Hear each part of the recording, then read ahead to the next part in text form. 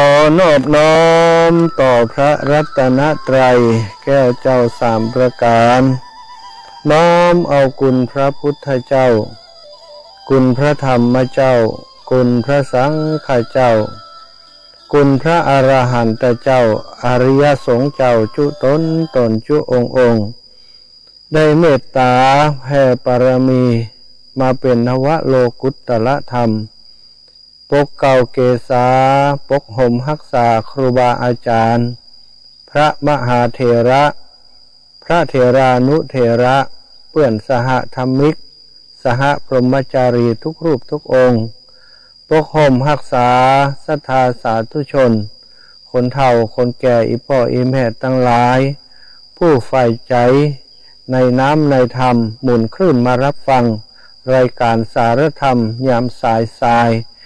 รายการเสียงธรรมแสงอรุณยามสายของวันที่16พฤษภาคม2565ศรัทธาญาติโยมทั้งหลายวันนี้ก็เป็นอีกวันหนึ่งที่หมู่เฮาเจ้าข้าทั้งหลายได้มาพบมาปะกันได้มาทำสิ่งดีสิ่งงามตามหีดห้อยของอริยสงฆ์ของตามหีดห้อยของพุทธศาสนิกชนที่ดีพุทธบริษัทที่ดีอาตมาภาพเองวันนี้พระมหาสมชาติชาตปัญโยได้รับเมตตาจากครูบาอาจารย์ท่านพระครูสมุวิศวัตวรกิจโจผู้อำนวยการสถานีวิทยุเพื่อการศึกษาศาสนาวัฒนธรรมวัดฝายหิน 104.50 เมกะเฮิรตซ์ได้ออกอากาศรับสัญญาณจากนอกพื้นที่อาตมาจัดรายการอยู่ที่สุสานหรือว่าป่าช้าบ้านด่านสันดอนแก้วออกอากาศผ่านทางสถานีวิทยุของวัดฝายหิน 104.50 เมกะเฮิรตซ์ส่งมายังบ้านยังจองของอีป่ออีแม่ทั้งหลายพี่น้องตังเชียงใหม่พี่น้องตังลำปูนก็คงจะไปถึงหลายพื้นที่อยู่เหมือนกันเนาะที่ฟังอยู่ในตอนเจ้าวันนี้ศรัทธาญาติโยมทั้งหลาย พบกันวันนี้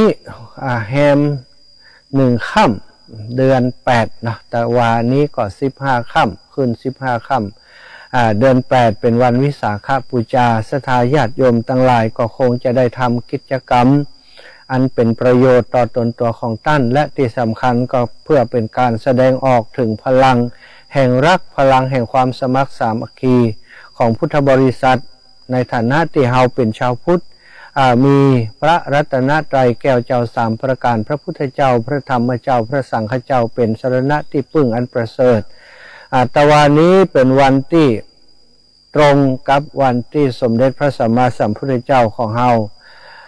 ตอนเป็นเจ้าชายสิทธัตถะก็ประสูติวันนี้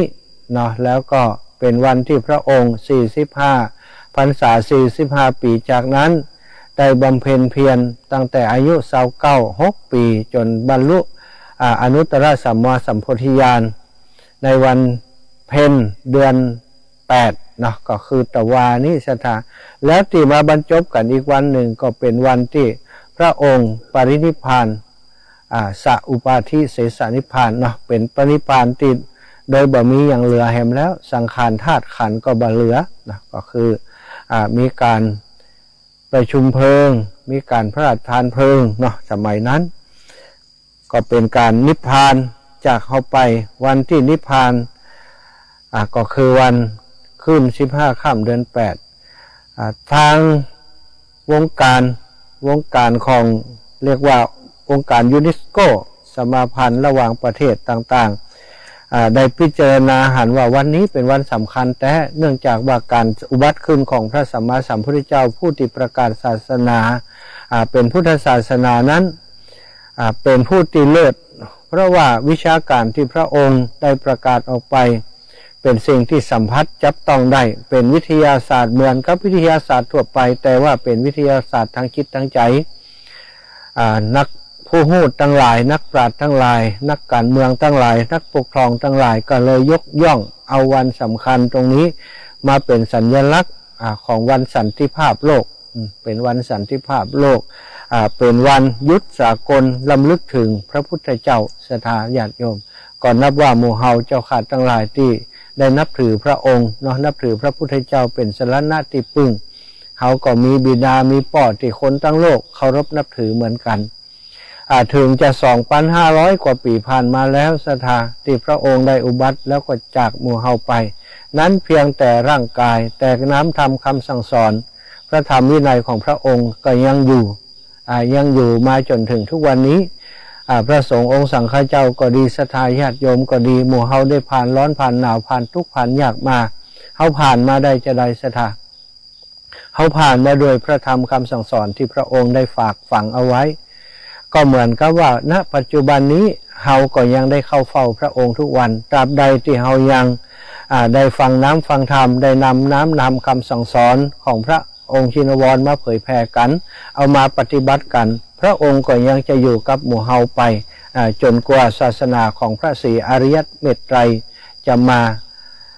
เกิดขึ้นอุบัติขึ้นและมาเผยแผ่ต่อจากศาสนาจากพุทธกัปขององค์พระสัมมาสัมพุทธเจ้าโคตมโคตนี้เนาะศรัทธาช่วงอาทิตย์ที่ผ่านไปตั้งแต่วันจันทร์ถึงวันศุกร์เสาร์อาทิตย์ที่ผ่านมาก็มีกิจกรรมหลายอย่างที่อาตมาได้ทำผ่านตั้งเครือข่ายคลื่นสีขาวผ่านตั้งเครือข่ายสถานีวิทยุวัดฝายหินศรัทธาหนึ่งในงานที่สำคัญนั้นก็คืองานที่เป็นการช่วยเหลืองานของครูบาอาจารย์ท่านพระครูสมุวิศวัตวรกิจโจซึ่งท่านอาจารย์ได้สูญเสียโยมแม่ไปแม่ได้เสียชีวิตไปเมื่อเจ้าวันที่10 เดือนพฤษภาคมที่ผ่านมาเพิ่นตั้งศพบำเพ็ญกุศลที่บ้านปงใต้ตำบลปงยางคกอำเภอห้างชัดจังหวัดลำปางท่านอาจารย์เป็นพระสงฆ์องค์สังฆเจ้าที่ไฟหูไฟเฮียนบวชเรียบร้อยก็ไปเฮียนซะท่าอุปสมบทเสร็จเรียบร้อยก็ไปห้ำไปเฮียนมจร.วิทยาลัยสงฆ์จังหวัดเชียงใหม่ต่อจากนั้นก็ไปปฏิบัติศาสนกิจส่วนใหญ่อยู่ที่จังหวัดเชียงใหม่รับใช้ครูบาอาจารย์แล้วก็ทำงานด้านการเผยแผ่อยู่ตั้งปุ้นบ่ค่อยได้อยู่ที่ลำปางเฮาสักต่อใดอาตมาถามว่าที่ลำปางฮู้จักไผพ้องเพิ่นว่าผมฮู้จักแต่หลวงปู่พระราชธรรมลังการรูปอื่นๆผมบ่ฮู้จักเลยว่า เพิ่นไปอยู่เมืองฉะนั้นงานศพของอาจารย์เนี้ยในพื้นที่พระสงฆ์ในพื้นที่ส่วนใหญ่ก็บ่ฮู้จักกันเนาะส่วนใหญ่ก็ในพื้นที่จังหวัดลำปางบ่มีพระสงฆ์องค์สังฆเจ้ามาแต่มาจากทางเชียงใหม่กันไปนักแล้วอาตมาภาพเองเนี่ยได้รับเมตตาจากครูบาอาจารย์เปิ้นตั้งแต่เดินธรรมยตราเพื่อการศึกษาช่วยลูกหลานโรงเรียนขนาดเล็กก็ได้รับความเมตตาจากครูบาอาจารย์เปิ้นออกอากาศฮื้อศรัทธาอาตมาได้จัดรายการผ่านตั้งสถานีเปิ้นแล้วก็มีญาติโยมได้ฮู้จักอาตมาได้หายห้อมมาได้โอนสตังมาฮื้ออาตมาตลอดก็ผ่านจากการที่อาตมาได้ใจโอกาสตั้งสถานีวิทยุที่ท่านพระครูสมุวิศวัตวรกิจโจท่านเมตตาให้ได้ออกอากาศไปก็เลยเป็นบุญเป็นกุศลต่อกันอาตมาคิดว่าไผก็ตามมีทำบุญคุณต่ออาตมาทำให้อาตมาได้มีโอกาสสร้างคุณงามความดีในพื้นที่อย่างก็แล้วแต่ถ้าถึงเวลาที่เปิ้นมีปัญหาอย่างต้องการความช่วยเหลืออาตมาจะต้องไปเป็นคนแรกที่คอยช่วยเหลือดูแลเปิ้นอันนี้ก็สมกับที่ตั้งใจเอาไว้พอครูบาอาจารย์ได้แจ้งให้อาตมาทราบมาในเครือข่ายคลื่นสีขาวก็แจ้งมาว่าท่านพระครูได้สูญเสียโยมแม่ไปพอได้ทราบข่าวอาตมาก็ไปดูแลเปิ้นศรัทธาไปดูแลผอกอยไปร่วมจัดสถานที่ไปคอยต้อนรับครูบาอาจารย์ที่ไปร่วมงานเนาะตั้งแต่วันที่10 11 12 13 14อยู่พุ่นถึง 3-4 วันศรัทธาไปช่วยเปิ้นเนาะก็ระหว่างที่ไปช่วยครูบาอาจารย์ที่บ้านปงใต้ก็มีสถานีวิทยุของวัดฝายหินของเฮามาถ่ายทอดออกอากาศสดไปอาตมาก็ได้จัดรายการออกอากาศสดไปก็มีศรัทธาญาติโยมได้ฟังรายการแล้วก็ได้เข้าใจว่าเฮาจะต้องช่วยเหลือเกื้อกูลครูบาอาจารย์ทดแทนบุญคุณตอบแทนบุญคุณเพิ่นจะได้อย่างที่อาตมาได้ไปถ้าอาตมาหรือว่าพระนักเผยแผ่ทั้งหลายบ่มีสถานีวิทยุของวัดฝายหินเนาะพี่น้องจังเชียงใหม่ก็จะบ่ฮู้ข่าวสารงานบุญที่ในทีมในเครือข่ายคลื่นสีขาวเฮาทำกัน เช่นเดียวกันกับที่อาตมาได้จัดรายการอยู่ทุกวันที่ส่งมาทางวัดฝ่ายหินของเฮาเนี่ยก็ได้มีญาติธรรมทั้งหลายที่ฟังจากสถานีวิทยุวัดฝ่ายหินได้หู้จักมักคุ้นกับอาตมาบางคนก็ว่าโอ้ตุลูกตุพี่ตุน้องก็ได้เป็นญาติพี่น้องกันผ่านตั้งสถานีของครูบาอาจารย์ฉะนั้นเมื่อครูบาอาจารย์มีการมีงานหมู่เฮาเจ้าคาทั้งหลายในฐานะที่ได้รับประโยชน์จากการตีเปิ้ลได้เปิดโอกาสให้เฮาเนาะได้ออกอากาศได้นำสัญญาณเสียงส่งไปถึงบ้านถึงจองอีปออีแม่ก็เท่ากับว่าอาตมาก็เป็นนี่บุญคุณครูบาอาจารย์อีปออีแม่ก็เช่นเดียวกันฟังรายการจากวัดฝ่ายหินวันค่ำก็เท่ากับว่าเขาก็เป็นนี่ครูบาอาจารย์ท่านพระครูสมุวิศวัตวรกิจโจท่านอาจารย์เพิ่นบ่ได้อู้ออกอากาศสถาบ่ได้จัดรายการเพราะเพิ่นกลัวว่าเวลาจัดรายการไปแล้วมีศรัทธาญาติโยมแฟนรายการติดตามนักก็จะบ่มีเวลาได้มาทำหน้าที่ของตัวเก่าคือการควบคุมงานของสถานีช่างเทคนิคฝ่ายเทคนิคต่างๆเนี่ยเพิ่นก็จะได้อ่อนลงไปบ่ได้จัดเต็มที่เพิ่นก็เลยเลือกเอาว่าระหว่างการที่จะอยู่เบื้องหน้ากับอยู่เบื้องหลังเนี่ยเพิ่นเหมาะสมกับตำแหน่งตรงไหนนักที่สุดสุดท้ายเพิ่นก็ตัดสินใจอยู่เบื้องหลังเพื่อประโยชน์ของคนทั้งหลายคนหนึ่งคนทำประโยชน์ต่อคนบ่ฮู้กี่คนซะท่าครูบาอาจารย์ในเครือข่ายของเฮา30-40 คนที่จัดรายการผ่านสถานีวิทยุวัดฝ่ายหินก็อาศัยท่านพระครูสมุวิศวัตวรกิจโจทำหน้าที่ศรัทธาญาติโยมเป็นหมื่นครัวเรือนที่ฟังรายการจากทางวัดฝ่ายหินก็ได้รับประโยชน์จากการที่ครูบาอาจารย์เปิ่นควบคุมสถานีหื้อศรัทธาญาติโยมทั้งหลายสถานีวิทยุมีปะเลอะปะเต๋อในประเทศไทยของเราในเชียงใหม่ในลำพูนแต่มีบอกกี่สถานีที่เป็นออกอากาศสารธรรมมีรายการธรรมะเกือบทั้งวันมีประโยชน์แล้วก็สถานีบ่มีเสียงโซ่ซ่าบ่มีเสียงรบกวนก็เพราะว่าอย่างสถานีวิทยุวัดฝ่ายหินเนี่ยท่านอาจารย์พระครูสมุวิศวัตวรกิจโจเปิ้นดูแลอย่างใกล้ชิด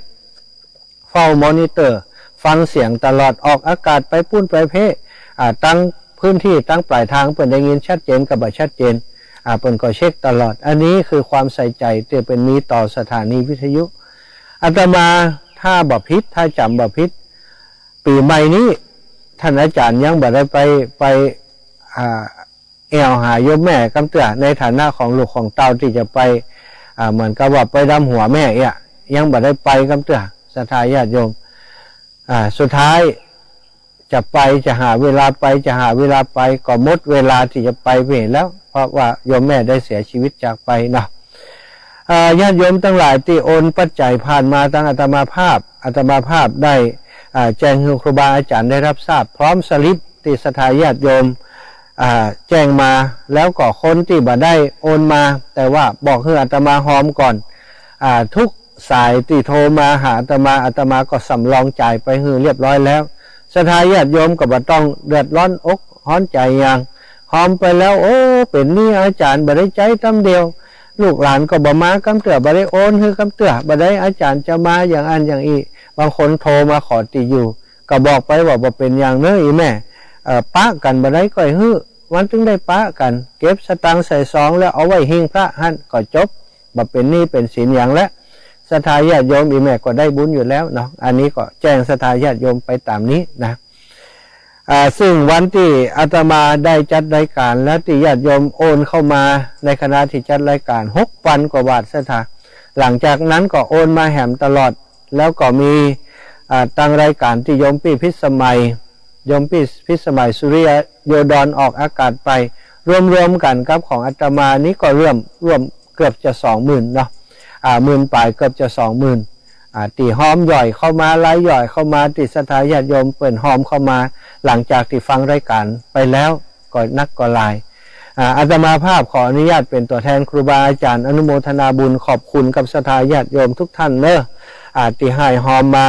บุญกุศลที่เขาทำร่วมกันในงานศพของแม่ย่าคำปันสิทธิวงศ์โยมแม่ของท่านอาจารย์พระครูสมุวิศวัตวรกิจโจบุญกุศลที่ลูกหลานของอีแม่ได้ปั๊มเปงตั้งแต่วันที่10ถึงวันที่14เปิดในบุญในกุศลจะได้แม้กระทั่งที่อาตมาได้ช่วยเหลืองานของอาจารย์อาตมาได้บุญได้กุศลอย่างใด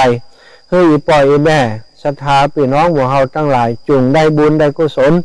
เหมือนกับที่ลูกหลานของโยมแม่คำปันสิทธิวงศ์โยมป้อหอมสิทธิวงศ์ลูกหลานกู้ครูกู้คนเป็นได้ศรัทธาญาติโยมทุกท่านทุกคนที่ให้หอมมาจงมีอายุวันนะสุขภาละปฏิภาณธนสารสมบัติเพื่อได้การกุ่งลุ่งเรืองจุเรื่องจุประการ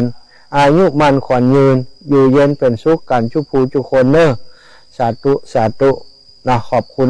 ทุกท่านทุกคนวันนี้อาตมาจัดรายการท่าญาติโยมที่มีคนเข้ามาดูใน Facebook หลายคนอยู่เหมือนกันตอนนี้โยมจันจรัตน์เนาะเป็นภาษารัศมีแขโยมจันจรัตน์กราบสาธุเนอขอบคุณคุณโยมจันจรัตน์วันนี้ได้มาอยู่ติป่าจ้าบันสันดอนแก้วมาแล้วหลงไหลในธรรมชาติสถาพ่ออาจารย์มคณายกบันสันดอนแก้วปนานจูใจน่านแล้วก็ท่านผู้ใหญ่บ้านแล้วก็ท่านอดีตท่านผู้อำนวยการซึ่งเป็นคณะทำงานคณะกรรมการในการสร้างเมนวัดสันดอนแก้วเพิ่นได้โทรไปหาว่าอาจารย์ขอเพิ่งบุญอาจารย์ช่วยประกาศประชาสัมพันธ์ให้ผมจิ้ม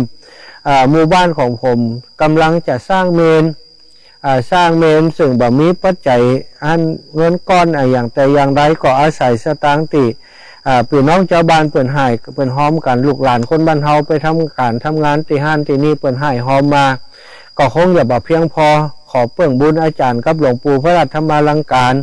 สถานีวิทยุวัดบุญยวาสวิหารได้กระจายข่าวออกข่าวให้หมู่ผมเขาจินอาตมาก็เลยเดินทางมาแอวหาเปิ่นตั้งแต่วันที่เปิ่นวางศิลาฤกษ์ก็ได้ปาหลวงปู่พระราชธรรมาลังการมาพอสถาญาติโยมมาแล้วก็เปิงใจป่าชุมชนของเปิ่นที่เปิ่นเป็นสถานที่ตั้งของป่าจ้าบ้านสันดอนแก้วเนี่ยมีป่าไม้ที่เป็นป่าเบญจพรรณที่งามสถาเป็นป่าโป่งป่าตั้งเหนือของเฮาเนี่ยมีไม้แดงไม้เต็งไม้ลังไม้ทั่วไปที่ภาคเหนือเขาจะหันกันแล้วก็ที่สำคัญเปิ่นช่วยกันรักษาไว้บ่ให้ไฟได้ไหม้ได้เข้ามาในพื้นที่ของเปิ่นมีป่าจ้าติดกันอยู่นี่3ป่าจ้าสถา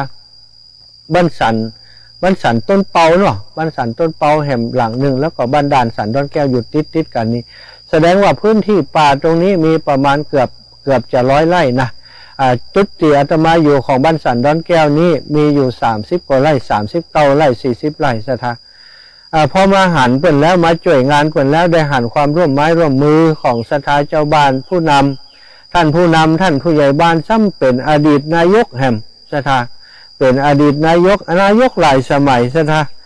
เป็นเมินเข้าเปิ่นก่อไก่เขาก่อไก่มาเที่ยวนี้เปิ่นก็เลยว่าปล่อยเขาไปเถอะผมก็มาเป็นผู้นำดีกว่าพอดีผู้ใหญ่บ้านเปิ่นหมดวาระเปิ่นก็มาสมัครเป็นผู้ใหญ่บ้านซ้ำได้เป็นผู้ใหญ่บ้านแห่งก็ปากันมาขึ้นล่ำตำสร้างอันเมนเนาะสร้างเมนใหม่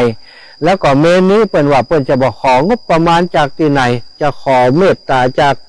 ศรัทธาญาติโยมครูบาอาจารย์พระสงฆ์องค์สังฆเจ้าตลอดถึงลูกหลานในหมู่บ้านของเปิ่นนี้จะได้ลองช่วยกันพอจังปลองกำลังพอว่าคนใจบุญสุนทรทานบ้านเฮามีนักก็บ่นักนะพอเริ่มต้นจะทำศรัทธาญาติโยมก็ปรากฏว่ามีแม่เลี้ยงเอียงคำที่จะต้องนามเปิ่นในที่นี้ก็คือครอบครัวของคุณพรเทพกับโยมปีบุษบาปอดตะมาอันนี้ก็ต่อสู้ดินรนอยู่บ้านเฮาก็ลำบากยากจนหาเจ้ากินข้ามทำไร่ทำนาเหมือนกันมีโอกาสไปทำงานที่ต่างประเทศอเมริกาก็เลยไปลงรักปักฐานปลาครอบครัวไปอยู่กันที่พุ่นเปิดร้านอาหารก็เป็นว่าขายดิบขายดีแต่ช่วงที่โควิด-19 ระบาดก็นักหนาสาหัสเหมือนกันถ้าบัดใจช่วงโควิด-19 ระบาดนี่สงสัยจะเป็นเจ้าภาพเมนคนเดียวไปเรียบร้อยซะละแต่ครั้งนี้เปิ่นก็ว่าเผื่อเจ้าบ้านเปิ่นอยากให้อยากหอมโดยเปิ่นก็น้องของเปิ่นก็คือท่านผู้ใหญ่เป็นน้องของโยมปีเปิ่นโยมปีพรเทพโยมปีปุษบาปอตะมาเนี่ยเปิ่นเป็นเงินต้นเงินเก้าเงินก๊กคือก่อนว่าอีปีขอลงไป100,000ก่อนเนอะผู้ใหญ่เดี๋ยวกลับไปจะจวนเปิ่นฝูงหาสตางค์สตางค์มาช่วยแหมเปิ่นลงมาฮื้อ100,000ก็เป็นเงินที่ทำฮื้อตังผู้ใหญ่บ้านท่านผู้ใหญ่สว่างเทพเถาอดีตนายกเทศมนตรีตำบลสันดอนแก้วของเฮานี่โดยศรัทธาท่านผู้ใหญ่ก็ฮับสตางค์มาฮับปากพอโยมปีเปิ่นฮับปากก็เลยได้ทั้งกรรมการกับพี่น้องชาวบ้านต่าง ก็มาแต่งตั้งคณะทำงานคณะกรรมการว่าโอ้งานนี้เป็นงานใหญ่เป็นงานระดมทุนเป็นงานที่ต้องมีการเรียนไล่เป็นงานที่จะต้องมีรายละเอียดในเรื่องของบัญชีเพิ่นก็ปากันไปขอเมตตาจากท่านผู้อำนวยการทวีศรีธิเนาะอดีตข้าราชการเป็นผู้อำนวยการโรงเรียนหลายโรงเรียนสตาตำแหน่งสุดท้ายโรงเรียนบ้านอ้อวิทยาท่านผอ.ก็ใจดีใจงามครอบครัวของเปิ้นก็สนับสนุนให้ผอ.มารับหน้าที่ตรงนี้มารับหน้าที่เป็นประธานดำเนินการก่อสร้างเมนของบ้านสันดอนแก้วเป็นประธานดำเนินการบป.มารับผิดชอบตรวจสอบแหมสถาเรื่องการเงินการทองมีเหตุลันยิกก็ทีมของท่านผอ.ทวีศรีธินี่แหละเปิ้นก็ดูแลเวลาศรัทธาญาติโยมเปิ้นให้เปิ้นหอมมาเงินเข้าบัญชีมาต่อใดเอาบัญชีไปเอาบัญชีไปเสียบที่ธนาคารก็เป็นหน้าที่ของผอ.ทวีศรีธิเนาะอันนี้ศรัทธาญาติโยมสบายใจได้เปิ้นมีคณะทำงานคณะกรรมการเงินทุกบาททุกสตางค์จะเอาจ่ายไผ่จะเอาใจนั่นใจนี่เนาะจะเบิกต่อใดจะถอนต่อใดเนี่ยเงินเข้ามาต่อใดต้องหู้เงินออกไปต่อใดต้องหู้ท่านผอ.เปิ้นเป็นคนละเอียดอาตมาได้ฟังเรื่องราวของเปิ้นที่เปิ้นเล่าให้ฟังวันที่มาวางศิลาฤกษ์โอ้ก็ดีใจกับผู้ใหญ่ว่าดีแล้วเฮาเนี่ยอย่างเอี้ยมันโปร่งใสบ่มีไผว่าอย่างคือเฮาดีก็เลยสนับสนุนเปิ้นเต็มที่ซะท่าก็บอกเปิ้นว่าอาตมาลำพังตัวเก่านี้ก็บ่มีสตางค์ในกระเป๋าเป็นหมื่นเป็นแสนเป็นล้านอย่างเปิ้นนะท่านผู้ใหญ่แต่ก็มีน้ำเนียงเสียงปากนี่ละแล้วก็มีรายการทางวิทยุเนี่ยจะช่วยประชาสัมพันธ์ไปถึงวันไผ่เปิ้นให้เปิ้นหอมมาผู้ใหญ่ส่งจื่อไปเลยตู้จะประชาสัมพันธ์ฮื้ออีน่ะอย่างวันนี้มาหาเปิ้นนี่ก็โอ้เปิ้นก็ส่งจื่อมาฮื้อว่าบริษัท The Best House ซึ่งเปิ้นรับเหมาก่อสร้างอยู่ติดโป่งแสนทองสถา236/1 หมู่ 8 ตำบลโป่งแสนทองเปิ้นร่วมบริจาคมาเป็นเบื้องต้นอันนี้เปิ้นทราบข่าวจากพนักงานคนงานของเปิ้นเนี่ยเป็นละอ่อนบ้านเฮาละอ่อนบ้านสันดอนแก้วไปทำงานอยู่ที่เปิ้นหั่นก็ไปอู้ให้เปิ้นฟังว่าบ้านผมเปิ้นแปลงเมนป่อเลี้ยงเปิ้นแปลงเมนแบบเดียวนี้ก็หายห้อมกันตังก็บ่มีนักตังมีแสนเดียวซื้อเล็กซื้อหยังก็จะหมดไปแล้วแบบเดียวนี้ก็คงจะเสาะตังมาแหมมาซื้อเล็กซื้อปูนป่อเลี้ยงพอได้ยินอย่างนั้นเปิ้นก็เลยคุณอภิญญาพุ่มกลิ่นเนี่ยเจ้าของบริษัท The Best House เนี่ยเปิ้นได้ยินโอ้เปิ้นก็มีจิตใจเป็นบุญเป็นกุศลบริจาคเบื้องต้นมาก่อนเอาปูนซีเมนต์ปูนปอนแลนด์มา30ถุงสถาเอาเล็ก9มิลมาแหม50เซนเล็ก6มิลมาแหม30เซนโอ้เป็นสตางค์หลายหมื่นเนอะอันนี้บริจาคเป็นเบื้องต้นหมายความว่าเปิ้นยังมีจิตเจตนาอยากจะร่วมบุญไปตั้งหน้าแหมอยู่ดีบ่ดีท่านผู้ใหญ่ว่าได้ยินแย้มๆมานะว่าถ้าตั้งหลังคาตั้งโครงสร้างตั้งบนแล้วถึงติมุงติหลังคามาแหมเดี๋ยวผมจะพอแหมกำเนออีนะพอแหมกำเนอนี่สงสัยเพิ่นจะรู้เป็นเจ้าภาพหลังคาเห็นนะศรัทธาทั้งหลายก็ดีใจก็เปิดแต่ศรัทธาญาติโยมเนี่ยพี่น้องที่ฟังอยู่ตั้งวานป่อเลี้ยงเอียงคำอีป่ออีแม่ที่อยู่ตั้งเชียงใหม่ละปูนตั้งแม่โจตั้งสันทรายตั้งแม่ลิมพี่น้องหมู่เฮาบ่ปิดโอกาสนะถ้าจะว่าอีป่ออีแม่อยากจะร่วมบุญจะเป็นเจ้าภาพปูนซีเมนต์ก็ดีจะเป็นเจ้าภาพอย่างต่างๆบดินกีก็ดีเนาะบดินกีนี่เปิ้นปูจาก้อนหลัก9 บาทเนาะผู้ใหญ่เนาะก้อนละ9 บาทเนาะต่อใดนี่5 ก้อน10 ก้อนกะ10 ก้อน100แม่นก็แม่น10 ก้อน100เนาะศรัทธาญาติโยมจะบริจาคบดินกีก็ได้นะหอมเป็นปัจจัยมาเนาะคือเปิ้นแล้วแต่เปิ้นจะเอาไปอย่างก็ดีซึ่งเลขที่บัญชีเดี๋ยวอาตมาจะบอกให้ปล่อยแม่เกียมประกาศไว้เนาะเลขที่บัญชีนะถ้าไผ่มีจิตเจตนาอาตมาบอกผ่านตรงนี้บ่ได้เลี่ยไล่มาเป็นของตัวเก่านะศรัทธาเลี่ยไล่มาหรือว่าบอกบุญมาเพื่อจะเอาร่วมการสร้างเมนเนี่ยก็จะเป็นบัญชีของเมนเลยนะบัญชีที่เปิดบัญชีไว้สำหรับการสร้างเมนโดยเฉพาะเอาบอกเบื้องต้นไว้ก่อนนะเพื่อไผ่ที่มีประกาศแล้วหรือว่าจำง่ายถ้าคนที่ดู Facebook ไลฟ์ก็บ่ต้องจดก็ได้นะเพราะว่ามันย้อนหลังไปดูได้รหัสเลขที่บัญชีของเปิ้นเนอะ5282 แล้วก็282 4568โอ้ศรัทธามี82นักเนอะ282 2รอบกันนะ528ขีด2ก็ขีด0โอ้ขีด0อันนี้ท่านไม่ขีด2ใช่ไหมอาตมาพิษไปเนาะขีด0เนาะ528ขีด0ขีด282ขีด456อ๋อขีด456นั้นธนาคารเนี่ยมันใจ8แล้วนั่นเอาใหม่เสถา528ขีด0ขีด282แล้วก็ขีดแห่งกรรม456ขีดตัว1 2 3 4 5 6 7 8 9 10ตัวเนอะเดี๋ยวตอนท้ายๆอาตมาจะบอกคือแห่งกรรมศรัทธาบางคนอาจจะไม่ได้เตรียมประกาศไว้เตือนนะเป็นของธนาคารกรุงไทยเนอะเป็นของธนาคารกรุงไทยถ้าโอนเข้าไปแล้วถ้าจะกดยืนยันมันก็จะบอกว่าบัญชีของโครงการก่อสร้างเมนเผาศพบ้านสันดอนแก้วศรัทธาก็จะได้สว่างใจแล้วโอ้แม่นแล้วบ่ผิดแล้วเนาะเป็นสร้างเมนบ้านสันดอนแก้วศรัทธาอีปอยอีแม่อยากจะร่วมบุญการทำบุญสร้างเมนนี้เป็นการสะเดาะเคราะห์ต่อชะตาที่ดีเลยนะศรัทธาบางคนเปิ่นมีตังเปิ่นไปเสาะหาสร้างเนอะไปเสาะสร้างตามบ้านนอกโอ้ไปเสาะเป็นเจ้าภาพถ้าเปิ่นเป็นเจ้าภาพส่วนใหญ่เปิ่นจะเป็นคนเดียวเปิ่นจะบ่ฮื้อไผได้ยุ่งได้ช่วยแต่ทางบ้านสันดอนแก้วนี้เปิ่นหวังว่าโอ้คนทั้งหลายบางคนก็ต้องการได้บุญได้กุศลลูกหลานพี่น้องเจ้าบ้านบางตนเปิ่นไปทำการทำงานถึงเปิ่นจะบ่มีเงินนักเงินหนาเปิ่นหอมกำร้อยกำปั้นก็ยังเป็นเงินเป็นทองที่มันจะร่วมสร้างกันสำเร็จอาตมานี่บ่ได้ใจด้วยเปิ่นนะแต่ว่ามาเอาบุญด้วยเปิ่นนี่บ่ได้ใจด้วยเปิ่นเพราะหยัง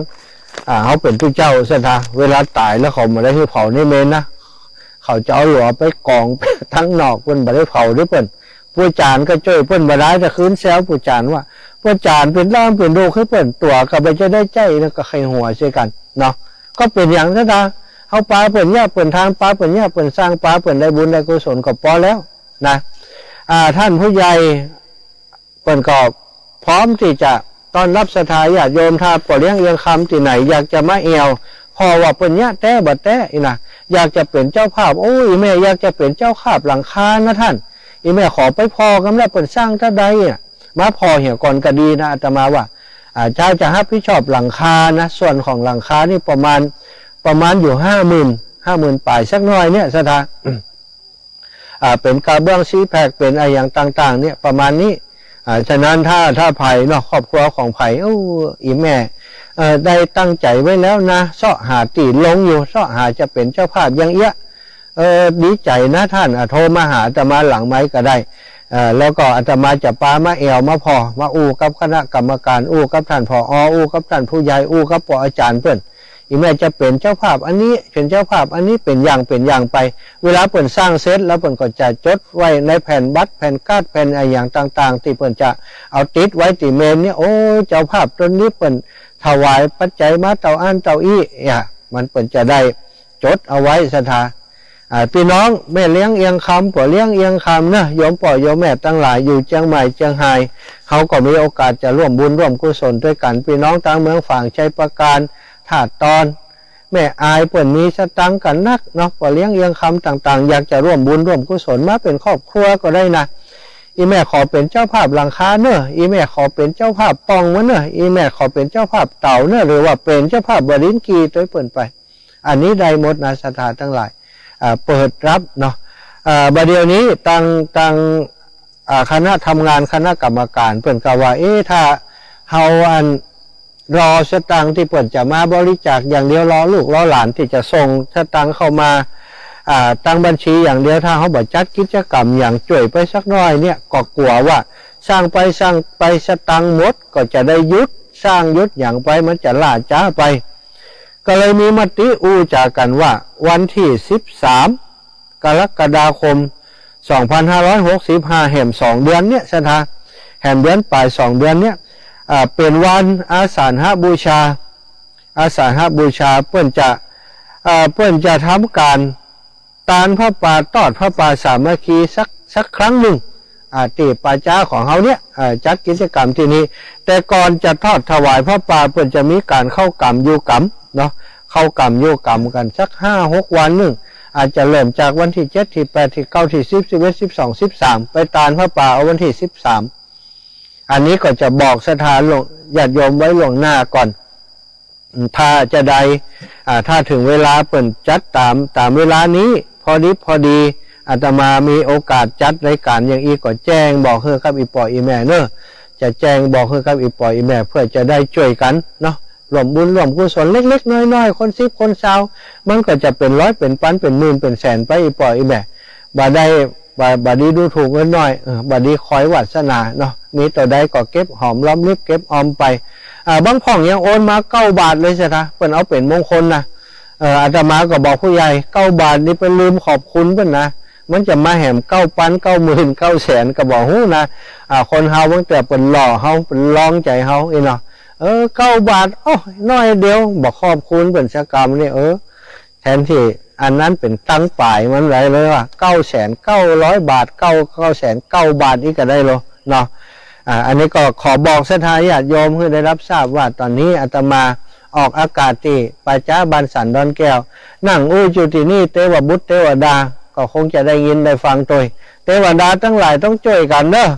โดนบันดาลจิตใจให้ศรัทธาญาติโยมคนทั้งหลายที่เป็นฟังรายการวิทยุอยู่ก็ดีเป็นปวเลี้ยงเอียงคำอยู่ที่ไหนก็ดีตั้นเป็นเทวดาอยู่ที่นี่ตั้นเคยอยู่ที่ไหนมาก่อนก็ดีไปบอกไปกล่าวให้เขามาช่วยบุญช่วยกุศลกันตั้งใจว่าปีนี้คือมันแล้วมันเสร็จเนาะเพื่อนจะได้ใจประโยชน์อนาคตตั้งนาศรัทธาเขาจะไปหาหลวงหาฟื้นที่ไหนมาเผาศพเผาซากอย่างบัดเดียวนี้วันนาป่าอย่างต่างๆมันก็สูญสิ้นไปเพิ่นก็อนุรักษ์รักษาจะไปตัดไม้ในป่าตัดไว้การไว้มันก็ผิดกฎหมายแต่ว่าถ้าสร้างเมนขึ้นมาแล้วเนี่ยทานถุงเดียวจบนะศรัทธาญาติโยมมันก็ประหยัดไปแหมเยอะมันก็บรรลบกวนธรรมชาติเนาะก็ขอบอกบุญมาเพื่อศรัทธาญาติโยมจะได้เกิดใจได้ไล่ใจตันตะวานี้เป็นวันพระใหญ่วันนี้ท่านมหาได้มาเรื่องการทำบุญคือตานอย่างอีแม่ดีใจแต่นะอีแม่จะขอห้อมตัวอีน่ะก็โทรมาหาอาตมาใดโทรมาหลังไม้เอาเนอะโทรมาหน้าไม้ก็เดี๋ยวอาตมาเปิดสายนี่ว่าต้องโทรมาบอกว่าอีแม่จะเป็นเจ้าภาพอย่างก็ตักกันพอโทรมาหน้าไม้ขออนุญาตว่าตักท้ายกันแล้วก็ถ้าต้องการจะอันนี้สงสัยจะมาหอมแล้วกะจะเล่นก้อนดีแม่ฮัลโหลเจ้าแม่ว่าใดยันขอหอมไปแล้วโอนไปแล้วอัน200 บาทอันเนี่ยขจรสารปีเจ้าอีแม่ขจรสารปีหอมมาแล้ววันนั้นแหละเนาะแม่เนาะเจ้าหอมเม้นน่ะเนาะแม่เนาะเจ้าวันหน้ามาอีแม่เป็นเจ้าภาพหลังคาเฮียครอบครัวสารพีครอบครัวสารพี200 บาทเนาะอีแม่โอนมาแล้วเนาะสาธุมาเจ้าก็ฝากเป็นสะพานบุญอยู่ในแม่นะบอกเขาว่าลูกเบาอีแม่ไปเปลี่ยนนั้นเจ้าภาพไปเจอเปลี่ยนนั้นแปลงเม้นที่บ้านสันดอนแก้วอีกใครจะร่วมบุญด้วยก็บอกอีแม่นี่ก็ได้นะอีแม่จะโอนให้อีเนาะอีแม่หูจักเบอร์เพื่อนอีนะหนอสถานญาติโยมแม่สารโยมแม่สารปีโยมแม่สารปีคนสารปีเพื่อนนะคุณโยมสารปีเจ้าสารปี200 บาทอีแม่นี่หลายรอบแล้วนะโทรมาร่วมบุญสร้างกุฏิซ่อมกุฏิอีแม่ก็โอนเข้ามาอย่างเงี้ยโอ้มาเลยเนาะก็ดีคนเฒ่าบ่เดียวเนี้ยเปิ้นใครทำบุญอย่างก็ง่ายฟังรายการวิทยุเปิงใจที่ครูบาอาจารย์เปิ้นทำกิจกรรมอันนั้นอันนี้เปิ้นสร้างบุญที่หันที่นี้ก็โทรมาให้มาหอมนี่จากสารปีเชียงใหม่ครอบครัวโยมแม่โยมแม่ก็เดียวแม่นติดเป็นคณะก็อีแม่รู้สึกว่าจะมีไลน์กันเนาะโยมแม่เนาะโยมแม่ถ้าฟังอยู่นะเอาตักเขาตังไลน์มากำเขาขอละจืดได้อีแม่อันนี้โอนมานางขจรนี่หรอ อ๋อนี่แม่ขจรสารปีพร้อมครอบครัว70 หมู่ 5ตำบลเชิงดอยดอยสะเก็ดเชียงใหม่มีนายอุดมสารปีรัตนาพรสารปีนางสาวนวรัตน์สารปีร่วมสมทบทุนสร้างเมนวันที่16 พฤษภาคม 2565 จำนวนเงิน 200 บาท โอ้ ฟังจากวิทยุ อันนี้เป็นสุดยอดด้วยนะฟังวันนี้หอมวันนี้ 200 บาทมาแล้วเนอะอาตมาจกกระเป๋าแล้วนะอีแม่ เดี๋ยวก็จะมอบให้ทางผู้ใหญ่ไปเนอะสาธุอนุโมทนาบุญขอบคุณครับอีแม่เนอะอย่างนี้มันก็ง่ายดีสถาบันเดียวสถาญาติโยมเปิ่นฟังรายการแล้วเปิ่นก็โอนมาแล้วก็ฝากเป็นสะพานบุญจนนายโยมแม่สารปีพี่น้องสารปีเฮาเนอะเอาสถาญาติโยมตอนนี้เนาะอาตมาก็เปิดโอกาสเนอะสถาญาติโยมไผ่จะโทรมาเข้ารายการมาอูมาจากกันเนาะโยมปีพิสมัยมีอย่างก็โทรมาเนอะโยมปีพิสมัยโทรมาหาอาตมาเลยโยมปีพิสมัยตะคืนจวนออกรายการตัวว่าจะขอบคุณเรื่องราวของท่านพระครูสมุวิศวัตรวรกิจโจติสถาญาติโยมโอ้พี่น้องทางเชียงใหม่ของเฮาครูบาอาจารย์เครือข่ายคลื่นสีขาวของเฮาได้มาร่วมบุญร่วมกุศลกันหลายคณะหลายผู้หลายท่านก็ไปได้เข้ารายการกับโยมปีสกรรมเนื่องจากว่ามีกิจกรรมการเวียนเทียนของบ้านสันดอนแก้วตะคืนเนอะเบอร์โทรผู้ใหญ่บ้านสถานจดไว้กำนะบางทีสถาอยากจะเป็นเจ้าภาพที่อาตมาว่าไปตะกี้เนี่ยอยากจะเป็นเจ้าภาพหลังคาก็พอดีมีญาติโยมเปิ่นอยากจะเป็นเจ้าภาพหลังคาเนอะอาจารย์หรือว่าเป็นเจ้าภาพอันนั้นอันนี้อยากจะกับท่านผู้ใหญ่ก่อนอยากจะกับผอ.ทวีซึ่งเป็นประธานดำเนินการก่อสร้างเมนเนี่ยติดต่อเปิ่นจะได้นะอีแม่อีปออีปีจดนะเบอร์ของท่านผู้ใหญ่ชื่อของเปิ้นชื่อว่าท่านผู้ใหญ่สว่างเทพเถาเทพเทวดาเนี่ยสราเทพเถาก็เป็นเถาเป็นเครือเนี่ยผู้ใหญ่สว่างเทพเถาเบอร์โทรของเปิ้น093 136 7236เนอะ093 136 7236อันนี้เบอร์โทรท่านผู้ใหญ่สถา093 136 7236อันนี้เบอร์โทรท่านผู้ใหญ่เนอะแล้วต่อไปเบอร์โทรท่านผอ.ทวีเป็นประธานดำเนินการก่อสร้างครั้งนี้อันนี้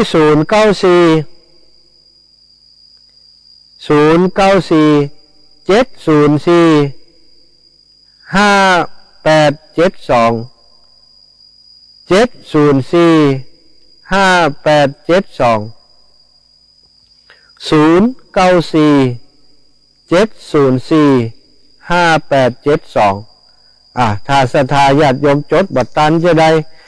โทรมาโทรมาถามอาตมาในรายการนี้ก็ได้หรือว่าโทรมาหลังไมค์ก็ได้จะเอาเบอร์โทรไว้ให้ตั้นแล้วก็แหมกำหนึ่งเลขที่บัญชีตะกี้เดี๋ยวจะบอกคือก่อนจะเปิดสายเนอะเลขที่บัญชี528